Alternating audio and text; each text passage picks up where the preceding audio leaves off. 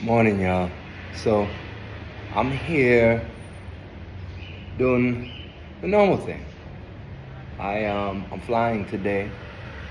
I'm headed to Bangkok for a day, so doing cleaning up the room and keeping myself nice and tidy.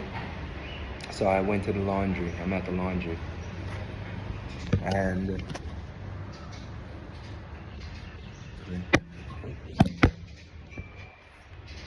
yeah, I'm at the laundromat and just sitting here enjoying the day, enjoying some time out of the cave. My little cave, my room. But I was listening to some morning shows, podcasts. My favorite is Ebro in the Morning. So shout out to Ebro, Rosenberg, Laura Stiles, Shawnee, Cass One. Um,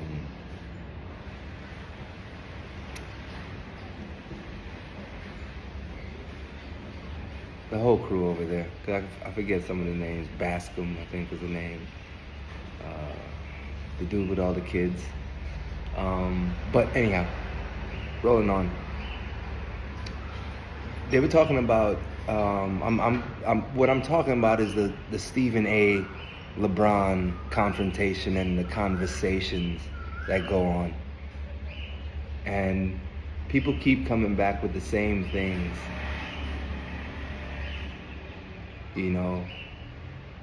Bronny's in the league. Well, he should be critiqued. Well, damn right he should. Shit. Why the hell not? He's playing basketball. He's a professional. Like, once you sign the check and you take that money, like, that's what comes with it, man. That's what comes with it, bro. It's not like, this is like AAU basketball. Even there, I'm sure they went at Bronny. I mean, that's what you do. You go after the head of the king, and that's the son, that's the prince. So you go after him, as a player.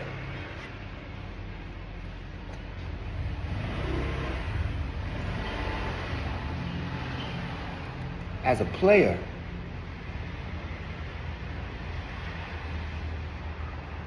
But I think the conversation is that most of the people that go at him are former players or non-players.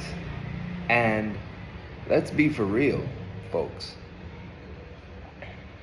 Everyone knows that we play the algorithm game. This is a game of attention and drama cells. And the thing is this, most of these older people that run these sites, stations, platforms and such, guess who their GOAT is? Michael Jordan.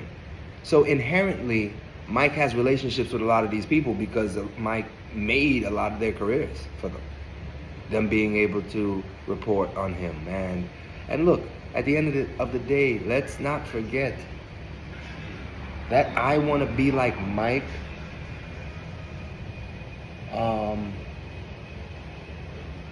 commercial from Nike. That's the first time you ever saw a black man being told subliminally that this is you want to be like. Like, that was a huge thing. I want to be like Mike. That transcended everything, right? So these guys are in love with Michael Jordan. They will always bring him up as the GOAT. LeBron James has 50,000 points. He's the number one of damn near everything. The only thing is blemish on his record is how many times he went to the NBA championship. How many times in a row he went to the NBA championship. The cool thing about it is that you don't have to win all the time. Yes, Michael Jordan won in amazing fashion. And 6 games, never went to game 7. Cannot be denied. Mike is a different person, man. Mike is a different person. Trust me on this. If you're designing a basketball player, you are designing LeBron James. You're not designing Michael Jordan. You're not. That's just that's the real about it. You know, like what we're witnessing in sports is a mindset of old proportions. This is the old guard, where today's new generation looks at basketball as a platform to build other brands on top of. We use basketball for marketing, and then we monetize the attention. That's what they do it for.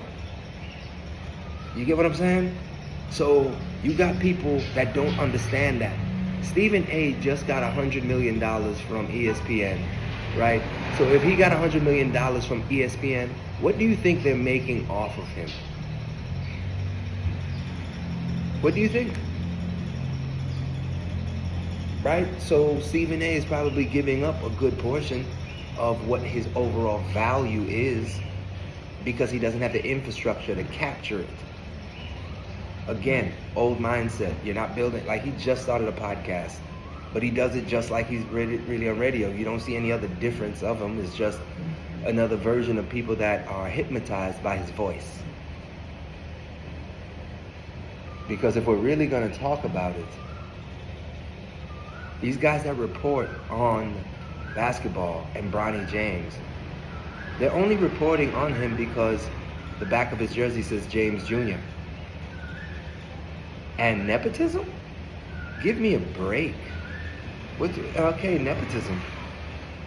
So you're telling me that if my son was a coach, if my father was a coach at a college and I got there, you know how many sons played for their fathers in college? Got scholarships, which is technically like getting a contract. There's no cry about nepotism so much there, when we all know LeBron James is the head of the Lakers. They work in tandem. He's a billionaire. He's an agent for players. He works closely. Getting your son to play basketball when he's as good as, like, he was a second round draft pick. There were 3 picks left before the whole thing was over. So even if they would have got him in free agency and gave him a contract, well, y'all would have liked that better? Turns out his contract is on par with a lot of second rounders. Historically, in the league, generally, guess what, guys? When we talk about people getting Supermax and $300 million and stuff, so you don't think that trickles down to everybody? You don't think so? There's more money to go around. Like, what are we doing? You know, like, look, I admittedly, I'm a fan of everything that is going on. I'm a fan of the firsts. The fact that this can be the first time a father and son playing in the National Basketball League together. Why should that not garner attention? All the attention. Right? It should. However, we know people are trying to get paid, and the attention is about putting the attention on what's going to keep everyone's attention. And that is the fact that the number 1 scorer in NBA history, played 20 years, is everyone's favorite to hate or love, and his son is on his team. I hope Bryce gets on that team too. I hope Bron plays another 2 years and make everybody. The thing is that everyone is lazy. That's really it. Gil had mentioned that too. It's lazy.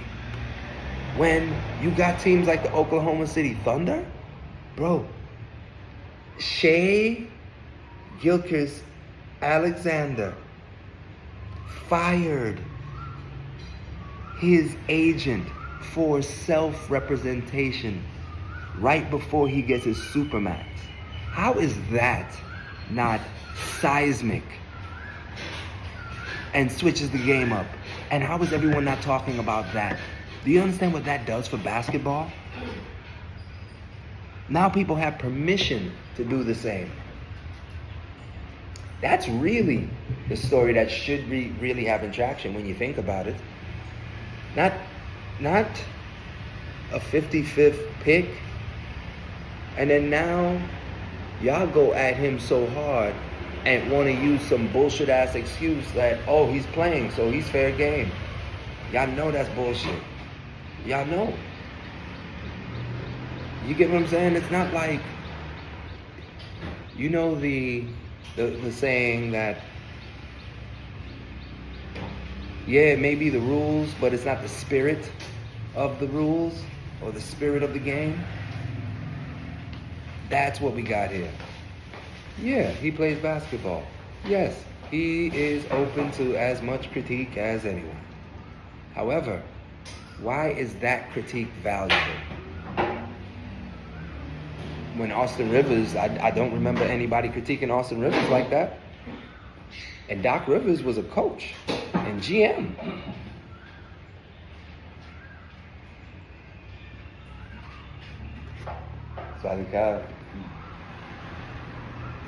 And Doc Rivers was a coach and a GM. I mean, listen, there's a lot of things involved in this. But Stephen A., I'm going to say this to you. I don't know much about your family. I don't know much about your family life. I do know that you're Caribbean. That's what I do know. So, let me tell you something, man. You have a job. You have a duty. Because you just said, let me sign a check. Because enough people love to be employees. Don't get that wrong. Nobody's mad at you for that, for getting your 100 mil. But you have to know why you get that 100 mil. You have to know how you will move. Right? You're not supposed to be on the, like, highlighting some bullshit. Highlight the greatness of the man. Anybody talk about Michael Jordan's sons? What they are not doing for the world? Much less we're talking about LeBron James' son. And I know you rank LeBron. I know you rate LeBron because it's undeniable. But you also know how the algorithm works. You know how to get headlines. I mean, you are the voice. So heavy is the head, my friend. Heavy is the head. Understand that $100 million cannot keep you happy. Your family can run through it very quickly.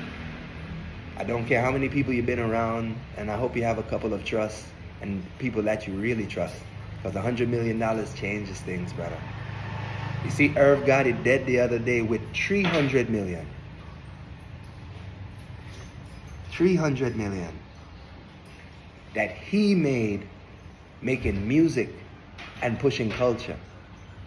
You chose the other angle, the other part of the culture, the sports angle. Fam, sports is no different than music. You can be canceled as well. And not the cancellation that say that nobody will watch you because, you know what I mean? Hey, you're the source. But a lot of people are rising up. Like, you gotta protect people, bro. You have to really understand your position on both sides. Because I understand there's promises, there's ways you play things that make you look suspect in some points. But for those of us who kind of can see through it, you're playing the game. But don't make the game play you, bro. Let me tell you something. You had $100 million and then you had a man walk up on you and punk you in front of everybody. Because that man had $1 billion. Not even because he had his kid is playing in the league and he's the agent of leagues. You better mind when he's done, he don't come and take your spot. Because you know his mind is way more active than yours. You know? So, salute. But let me not get that lost. Salute, my brother. Salute. 100M? Again, you're just a boy. You're a Caribbean immigrant, man. You're a Caribbean. You're a son of Caribbean immigrants, growing up in Queens, man. Came out of 80s crack, 70s heroin, 80s crack, and you got 100 mil. Salute that. You know, like, you are the man. I watched you come up. You are the man that has not gotten lost. But you had the man punk you, right? It's just like Drake. Say Drake. Say Steve. I heard you got punked, right? So your 100 mil is already tainted, because that happened in public. You know how we are. You know how street minds work, fam. You know how yardis work, bro. All right? So, now you have something to do, a tightrope walk. Because you're somebody with a huge ego that's built on the backs of these players. Remember that. Remember that 100 million isn't about you talking about your life. That 100 million is about you talking about other people's lives, other people's professions. All right? Do you think that you've said enough? You know the world that we live in, bro? Do you understand that we could make another Stephen A. Smith? If athletes decide to lock you out, and then we decide to clone your voice and create a whole nother way to get information to people with a beefing stay ish, right? Bro, listen, man, there's young kids out there that are way more diabolical than you and I. And guess who they love? Junior. That's real. You're not part of the gamer community. You're not part of it. And guess what, man? Like, if they get upset, you don't want that. You don't want that harassment. It's a different kind of harassment than you've ever had, bro. So I would say this, man. Like, tread lightly, but do your job. Because again, yeah, the kid needs to get critiqued, right? However, I and you both know there's been way worse people that's been picked higher. And at the end of the day, we deal with DNA, we deal with genetics. He is LeBron James Jr. The first kid gets the most from the father. The second kid gets the most tutelage from watching the initial disseminance of information. So he'll do better because he'll get to watch Bronny. So Bryce will know how to move. Like you see, Bryce committed to Arizona. And he may stay 2 years. I didn't hear that. I just feel that 2 years may be good because, you know, he's always going to be the you know, like the middle kid always gets to kind of make their own moves. You know what I'm saying? Stealth. Heavy is the head. So Bronny is the heir apparent. But the heir apparent to what, folks? Back when his father grew up, all we had was basketball or rap. Now we advance and the cultures move forward. Guess what? We have so many other options. But it all involves being a digital brand. And Bronny is firmly footprinted in that. So I get it. The purist, basketball should be yeah, I get it. I totally get it. 100%. I can get, I mean, listen, Larry, you know, Cemetery. I fuck with Cemetery, man. I fuck with Cemetery. But his arguments sometimes just, they revolve so much around hate, it seems. But that type of basketball, that's the type of basketball we grew up on. Don't get that twisted. However, I'm a tech guy. You know, like I'm firmly a futurist.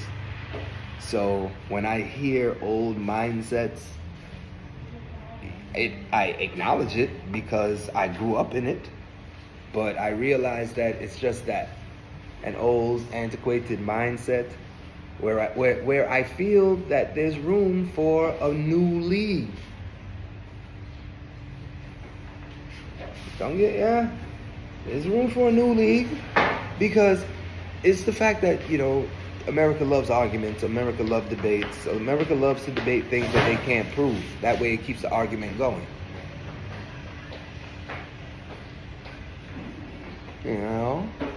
The one thing we all really understand is that everybody involved is making money off of it. So for you all out there, just be mindful of the arguments that you get involved in and the time that you're putting into it, because people make money off of this. People make money off of you. This is about the attention economy. That's why I didn't talk about this too much.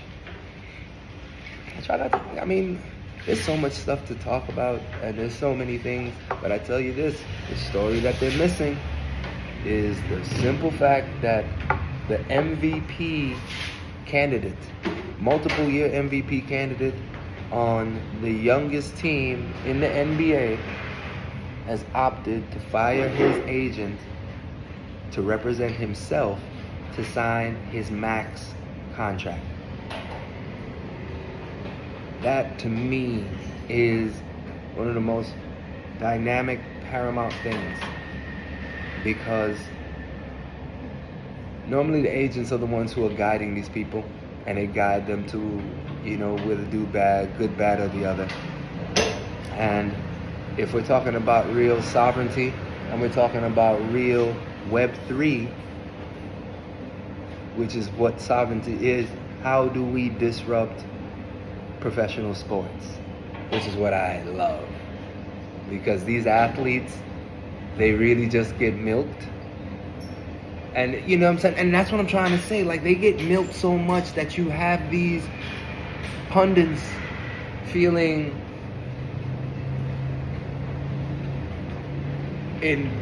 emboldened to speak out and then try to use some veiled defense that, he's a basketball player, so he has to go through, as if a father and son playing on the same team isn't a fucking phenomenal, a once in a lifetime thing. Like, people blow over that and talk about you know what I'm saying?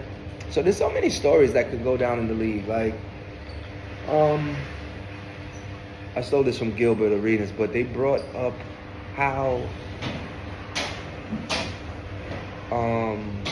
wait, hold up. No, I didn't steal that from Gil. I think maybe Rory and Maul or something. Somebody else. But this is not an original thought. But it brought me up to think, like, we used to crack on Giannis's brother for being on the team. And then they trade him, then the team sucks, and then he comes back and the team blows up again. And nobody talks about the basketball psyche. Guys, what nobody talks about, and I know the money kind of drowns this out, is that a lot of these kids are kids still. It's arrested development, man. You don't know what it is to be an athlete, especially a highly capable and a highly functional athlete and a high value athlete. Most of us are arrested development. We don't understand this stuff. We front because we're about bravado and ego and, persona. Like, I'm not gonna be Drake out there. It's not like you could be Big Cat. Big Cat shares his personality because that's who he is as a person. And look how he gets demonized for it. Right? So there's just something about recruiting people from harsh backgrounds, having them all play against each other, and then forcing everyone else to believe that that's the personality that should be adopted by everyone. Versus now, we're in the second and third generation of basketball players. So that means a lot of these kids did not grow up having to go through the things we went through. So they're not going to be that. And there's a lot of people that are forcing them into these type of personas and personalities, mainly because they don't get the culture. They have an old mindset. And that's what we're seeing right now. Even a lot of the early retired athletes. And trust me, you're not talking to somebody that believes everyone should have participation trophies. You're talking to somebody that believes that merit. I just want a clean field to play on. That was it. And I know most of y'all love using this word nepotism. A lot of people never heard the word nepotism before people start using it on a black man. It's like, wait, what? I mean, like if my legacy is basketball and LeBron James isn't an employee, he's a business. So he's partnered with the NBA. So LeBron James Enterprises is a business. Think about it like that, folks. What do you do with your business, right? Shouldn't you gift it to your kids? LeBron James is now synonymous with the NBA. But not just LeBron James, but the James Foundation, Clutch Sports. These are now associated with the NBA. The only thing that Michael Jordan's is associated with is all of these old dudes that when they die, the conversation kind of dies down. But more so, his sneakers. Sneakers is culture. Jordan's as a sneaker brand, nothing better. Nothing better. That has so much value and cachet, and it means so much to us. So he's locked in from that standpoint. But when it comes to basketball, NBA, nobody is more related to the NBA, last name-wise, than James. Period, point blank. Father and son. So, and that is what a lot of these guys are fighting against. Look, it's a losing battle. You're on the wrong side of history, folks. You're on the wrong side of history, man. You're on the wrong side of history. That's all I gotta say. If it's about that, I mean, just enjoy the fact that you got the kicks. Because if Michael Jordan is, you got the people that are never gonna live, right? So Kobe died, right? So obviously when you die, it locks you in, right? So Kobe's locked in. But Kobe was a clone of Mike, right? That was Kobe's knock. He's trying to do everything like Jordan. All right, cool. But Kobe still went on to be great. And R.I.P. Kobe and Gigi. That still hurts my heart so much that little girl died too, man. And the fact that it's still nefarious circumstances. Like, I don't know why people aren't talking about it. Like, these are the things that the friggin' NBA reporters should be talking about. Like, there's so much else that's going on out there. But we're talking about a 55th pick. Lazy, folks. Lazy. That's what I'm talking about, man. AI needs to replace all of these people because they're stealing your money, they're stealing your attention, they're stealing your time. Because just like Drake, this music pacifies you. These arguments, these discussions pacify you. Nobody out there is giving you anything electrifying. And when you say electrifying, that means letting the neurons fire off. Look, y'all really wondering what's gonna happen when people are out of work because of AI? They'll get to see how much of a charade the whole produced news is. Remember, folks, these are all productions. That means they look at the analytics, look at what's trending, and say, these are the stories you're going to talk about, and they keep pulling it down. I mean, all this stuff has always been a pain in the ass when you see stuff and you're like, they're talking about that again? Again? And then they know how to, like, spark off other bullshit conversations that kind of keep fires going. Look, y'all, don't let them play you, man. Let the kid play, man. Let the kid play. Let him do what he does, man. You know how many people sit on the NBA bench and don't even get in the game? Much less you have somebody that's a mind, a friggin' an athlete, You know, and you know, he's a personality, he's a brand. Like, the Lakers win. It's business. This is not a child's game anymore. And this is not the barbershop. You know what I mean? This is real life. So I salute LeBron for approaching Stephen A. Smith, because Stephen, honestly, your ego is a part of your persona, but I think you're a puppet personally. I mean, you are. I mean, you work for Disney. You know? And that $100 million came at the cost of a lot of people's salaries. They had to find it somewhere. Because everything is getting tight, bro. Heavy is the head. You know, you may, hopefully you don't regret accepting that 100.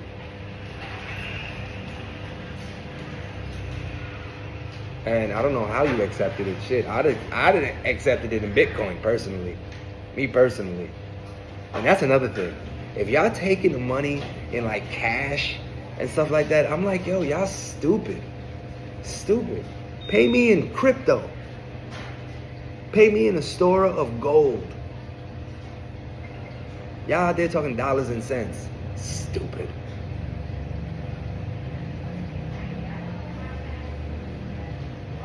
Not stupid. Dope. Dope. Not stupid. Dope. You got the money. You signed a contract. But be careful, man. Be careful. Be careful. You know? Because if I gotta deliver needles to everybody, because that money don't mean everything, man. More money, more problems. You see what happens. And it's public. And your cousin came on your show and was like, started talking about half of your money. I don't even understand that. Right? I don't even know if you positioned yourself. You probably accepted that money as an employee. I don't know. I mean, I don't know. You hang around wealthy people, so hopefully you set things up correctly. But either which way, now the conversation can be about your contract. And that's going to be annoying. And let's see how you feel about that. Heavy is the head. So Bronny, salute. And Bronny, I know you're gonna get better. I know. All right, come on, bro. This is what we say about AI. It's just like when they say about AI, like, it can't do this. But I'm like, this is the worst it's going to be. Bronny still has ridiculous upside. He's 19. He's 20. Like, what are we talking about here? And it's grown men bullying a child, a kid. I thought we don't like bullies. Man, yo, what a world we live in, man. That's because people are lazy and can't really find any way to give value to the world. Watch. Like, I'm gonna disrupt all of this, man. I want to disrupt all of this, because I think that the world suffers from the lack of real value. You know, sports talk is adult gossip, grown man gossip, right? It's the telenovelas. Oh man, you know, my laundry stopped a little bit ago.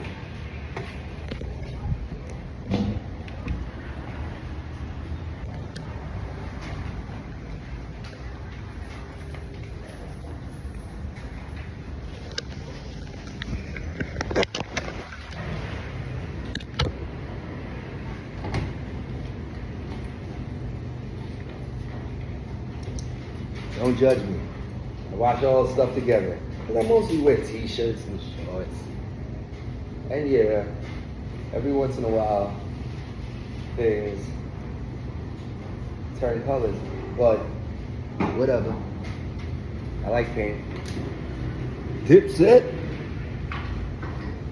Ooh, by the way, you know what interview I saw and I really enjoyed?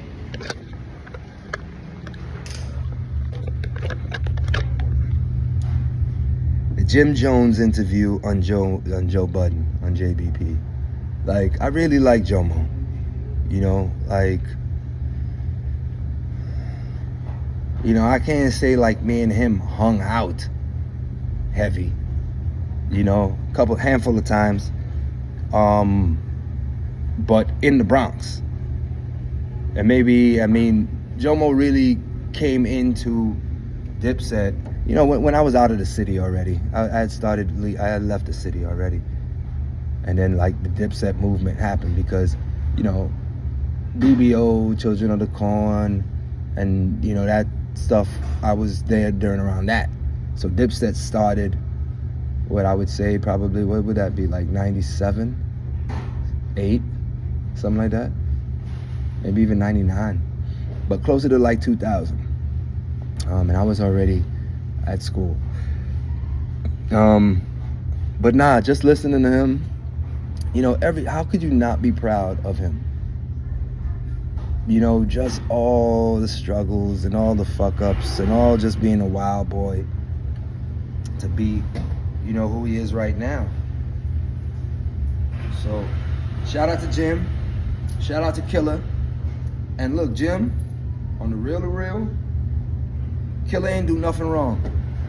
If you left money out there on the table and it's something that is ours and you left it out there, he's supposed to pick that up. He's supposed to. It doesn't in the idea of family and like code from coming from the Bronx. I understand how we think it's fucked up, and I love what that Joe suggested, that who knows, Cam might give it back to you later and say we own it 50-50 or whatever. But the actual end of the day, the United States is made for people who want to come and be businessmen and money. We got the motherfucking memo late. So get over that stuff. You're making your 93 mil, you're almost there. But get over that shit with Killer and just figure out how can we do more on that, because you obviously know hip hop and the culture wants y'all together. Because you got grown men begging for it. They're not gonna let this whole Dame and Jay shit happen again. So, but in the meantime, keep your peace. And you're right, you ain't no old nigga. Alright? The young niggas wanna be around you. That's where the energy's at, bro. Puff made it to a Billy Plus, just staying around young niggas. So, and you already see there's a vacuum there. But you gotta do this time different.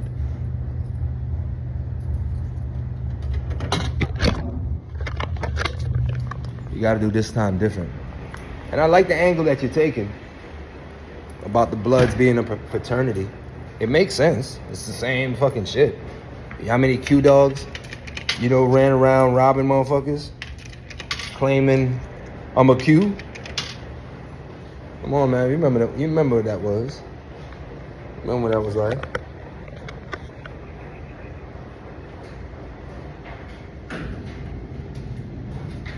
Yeah, so I say all of this to say, let's not be lazy. Understand we're doing this for a bigger purpose. And I do understand that when you find out that somebody that you love, trust, and Jim, you know Cam. You know Cam. I know Cam. You know Cam. You know, you feel me? So I like that you're moving on. I like that, all right, we keep it moving. We've always been fucked over, right? It just sucks when you're like, damn, I gotta just put that one in. But it's a hard lesson to learn. But at the end of the day, just because you're cool and part of a crew, you already understand. That's why paperwork has to be right. That's why I'm in this tech space, bro. It ain't really about, like, you want to love the people that you love, period, point blank. You don't want to put business in the mix. You don't want to put money in the mix. You want your AI to do all of that shit, and you just want to be able to just love on the people that you want to love on. That's what it is. Like, proximity makes us friends. The common struggle makes us allies. But the thing that like keeps us and turns us into brothers is really being able to give up a win for you so that your brother could win. And if you can't do that, then it just remains friends and we just struggle together. We can do that. Yeah, man. It's tough lessons to learn, man. Tough lessons to learn. And I do believe that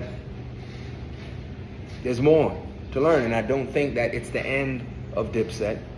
Or, I don't think that it's the end because, and the thing is, it's not, the Lox and Dipset, like the set, right? The set isn't necessarily one unit, right? So they had movements that kind of came together at that point in time. And that's what happens when people kind of put things together. The unit was really, the movement was Harlem World. That was really it, because all of them grew together. But then when Mace spread, a vacuum was left open. And that's where Dipset kind of moved in. So again, a lot of things happen. Like, you have to kind of know context, the timing, all these things that were going along and around. So, because remember this, Dipset wasn't Jomo. Hell, Rel was the one from Weeks. And Rel and the crew, that was a whole different vibe too. So it's like, I like where Jim took it. I like how everything advanced. And I think everyone is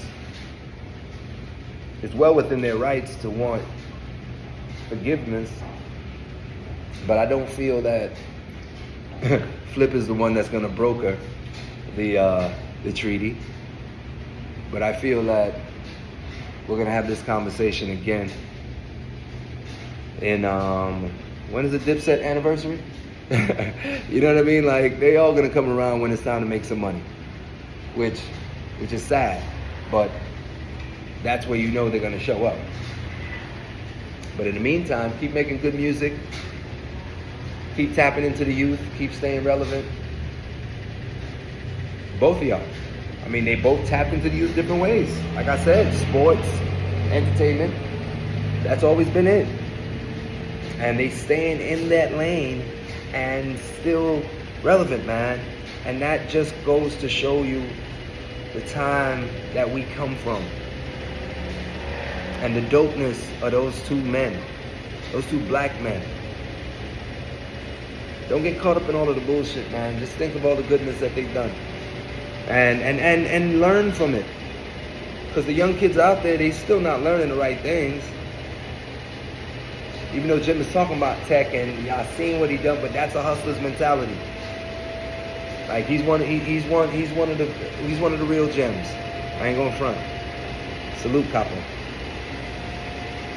So, but back to Stephen A. Look, again, 100 mil, kidding me? But at the end of the day, when it boils down to it, that 100 million is owed to the blood, sweat, and tears of the former athletes and your ability to bring attention and draw attention. You know it very well. I'm just like, I don't care about LeBronny like that from the sports standpoint, because I can tap into LeBronny on social media.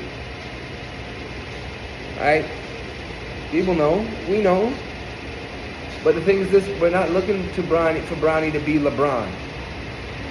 LeBron is 6'9", 250 as an 18-year-old. What the fuck? Come on, man. And still LeBron has enough greatness that it can wash off on Bronny. That's the thing about it. LeBron is still great enough. He got Luka. We're not even talking about that. I'm not even listening. That's how you know. That's how you know. They said a good gauge is how many sports bars are there to tell you how good sports is. And there aren't many. And that's funny. Nobody even mentioned the Luka trade. Nobody even mentions anything. It's just grown men gossiping and not trying to hack the network to build up other people. If you're a real hustler, that's what you do. Don't just hustle for your money. Hustle for the power of the network to help drive other things rather than tear people down. Come on, man. Be better. Be better, man. All of y'all. Be better. This is the time.